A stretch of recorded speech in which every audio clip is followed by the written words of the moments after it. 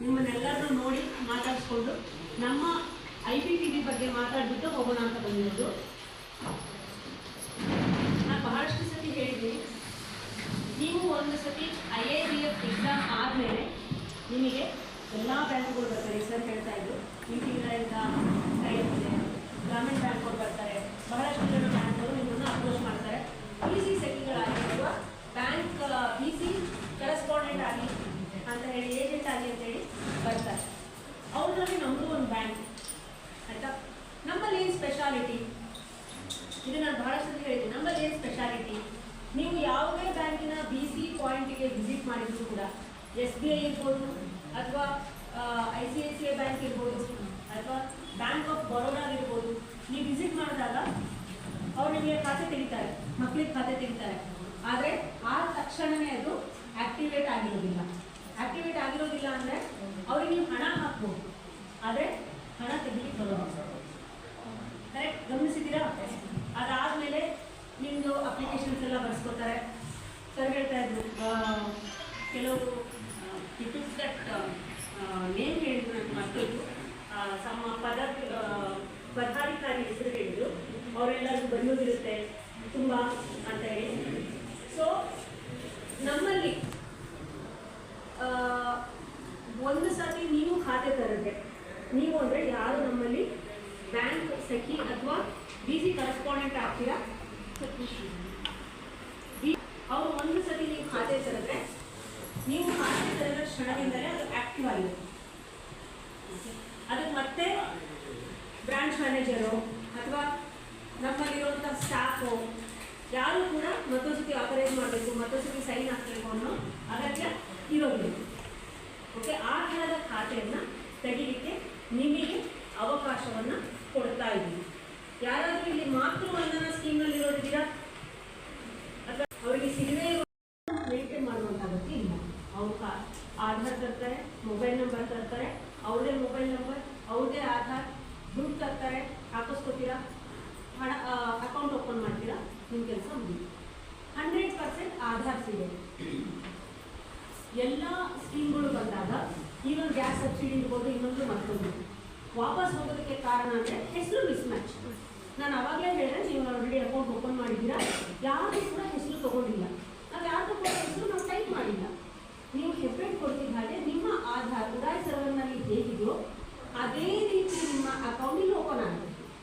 ನಿಮ್ಮದಲ್ಲಿ ಆಶಾ ಇರಲಿ, ಆಶ್ ಇರಲಿ, ಅಥವಾ ಹಸೀನಾ ಇರಲಿ, ಹಸೀನ್ ಇರಲಿ, ಅಲ್ಲಿ ಏನಿರುತ್ತೋ ಅದೇ ಥರನೇ ಅಕೌಂಟಿಗೆ ಓಪನ್ ಆಗುತ್ತೆ.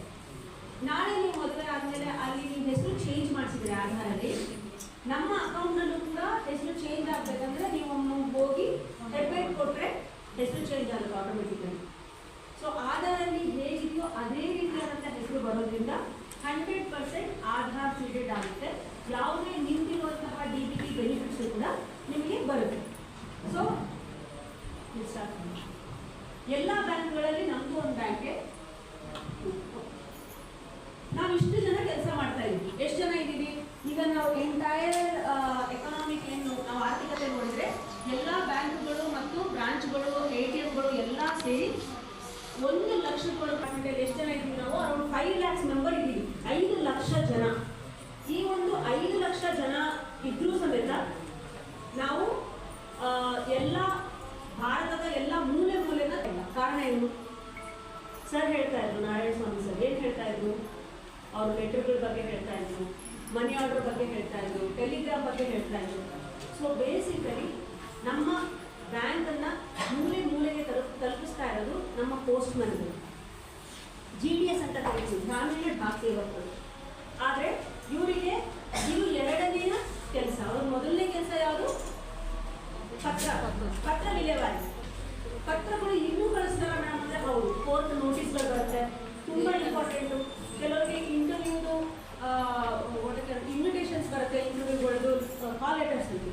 ಅದು ಈಗಲೂ ಕೂಡ ಸರ್ಕಾರದ ಬಹುತೇಕ ಕೆಲಸಗಳನ್ನು ಪತ್ರ ವಿಲೇವಾರಿ ಮುಖಾಂತರನೇ ಮಾಡ್ತಾರೆ. ಇನ್ನು ಪೋಸ್ಟರಿಂದನೇ ಕಳಿಸ್ತಾರೆ. ಇಂಟರ್ವ್ಯೂದು ಕಾಲ್ ಲೆಟರ್ಸ್ ಇರ್ಬೋದು ಅಥವಾ ಕೋರ್ಟಿನ ನೋಟಿಸ್ಗಳಿರ್ಬೋದು, ತುಂಬ ಇಂಪಾರ್ಟೆಂಟ್ ಕೆಲಸ ಅದು. ಅದನ್ನು ಫಸ್ಟ್ ಕೆಲಸ, ಬ್ಯಾಂಕಿಂದು ಎರಡನೇ ಕೆಲಸ.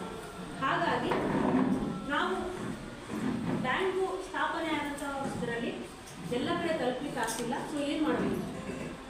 ಆಗ ವಿ ಡಿಸೈಡೆಡ್, ಓಕೆ, ಯಾರು ನಮ್ಮಲ್ಲಿ ಪೋಸ್ಟ್ ಮ್ಯಾನ್ ಥರ ಕೆಲಸ ಮಾಡಲಿಕ್ಕೆ ಇಚ್ಛೆ ಪಡ್ತಾರೆ ಅವರಿಗೆ ನಾವು ಲೈಸೆನ್ಸ್ ಕೊಡ್ತೀವಿ.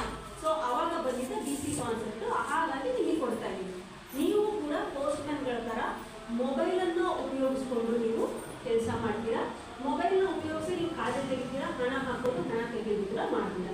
ಆದರೆ ಪೋಸ್ಟ್ ಮ್ಯಾನ್ಗಳ ಥರ ನಿಮ್ಮ ಹತ್ರ ಪತ್ರಗಳು ಬರೋದು, ಪತ್ರ ವಿಲೇವಾರಿ ಇರೋದು ಅಷ್ಟೇ.